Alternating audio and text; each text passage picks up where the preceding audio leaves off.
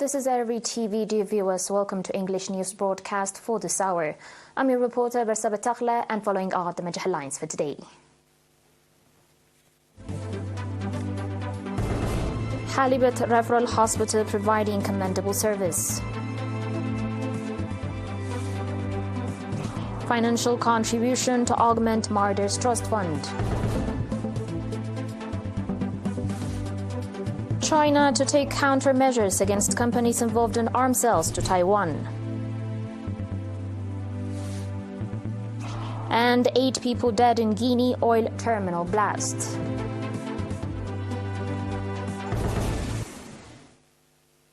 On your domestic reports, thanks to the modern medical equipment it has introduced and the personnel deployed, Halibut Referral Hospital is providing commendable service. This is according to Dr. Lu'ul Bantayirga, Medical Director of the hospital. In an interview with ERINA, Dr. Lu'ul stated that the hospital provides general medical and surgical services, indicating that 400 to 450 patients receive treatment daily. Dr. Lu'ul said that in the last 10 months, over 102,000 patients received treatment, of whom over 94,000 were OPD patients. Regarding surgical services, Dr. Lu'ul said that minor and major surgeries were conducted on over 4,760 patients. Of those surgeries, 248 were for skin burns, 60 for bone and muscle, and 20 for spinal cord instances. Mr. Debesai Hayalom, administrator of Halibut Hospital, indicated that the availability of a 24-hour electricity supply and water distribution system is facilitating the medical work.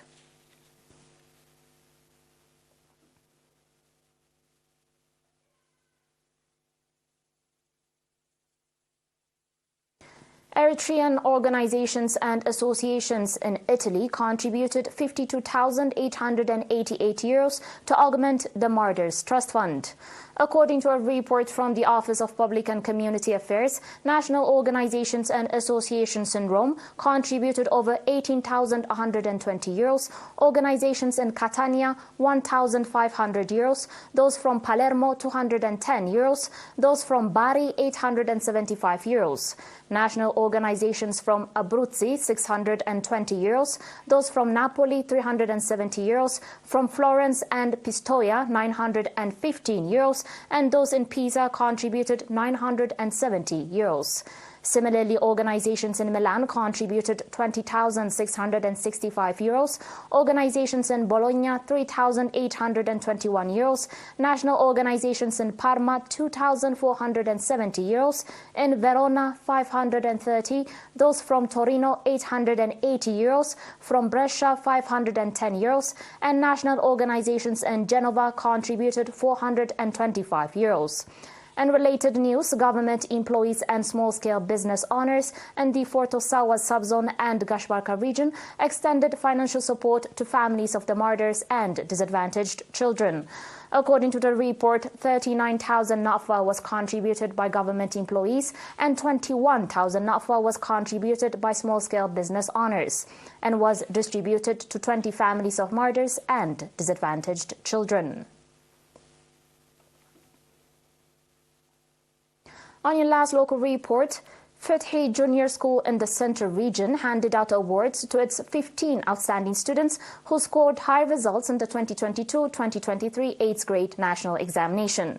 At the ceremony on 16 December, the head of the school, Mr. Muse Burhane, stated that a similar encouragement event organized last year created a spirit of competitiveness among students and called on the awardees to be encouraged and strengthen efforts for better future achievements.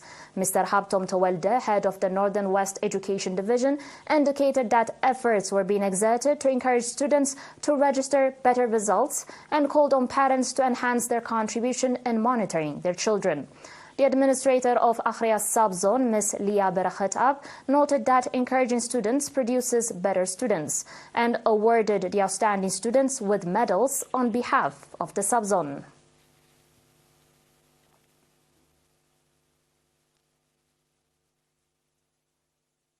Dear viewers, we will take a short break, but coming up will be international news and more. Please stay tuned.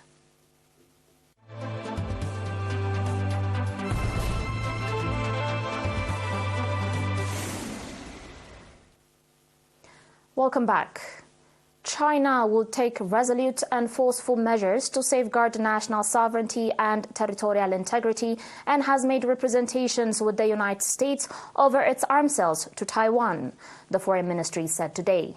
Foreign Ministry spokesperson Wang Wenbin told journalists at a daily press briefing that Beijing will also take measures against relevant enterprises involved in the arms sales to Taiwan. The U.S. State Department approved a $300 million sale of equipment to help maintain Taiwan's tactical information systems, the Pentagon said on Friday, which is the latest U.S. assistance for the island's defenses.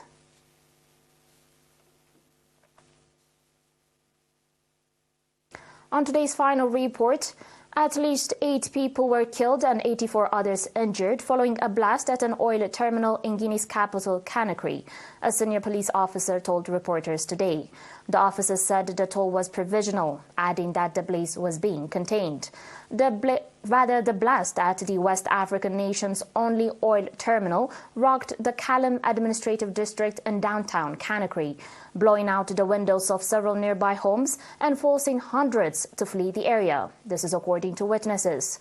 A huge fire and rising black smoke could be seen from miles away as firefighters rushed to the area while several tanker trucks left the depot, escorted by soldiers and police. In a statement, the government announced the closure of schools in the capital and urged workers to stay at home.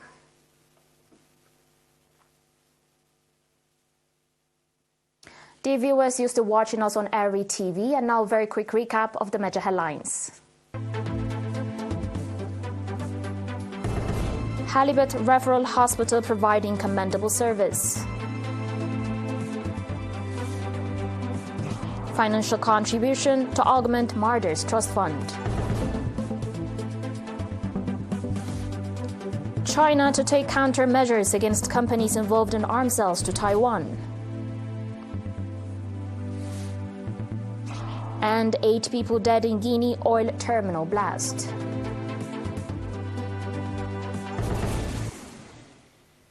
That was it for today, dear viewers. Thanks for watching and have a good one.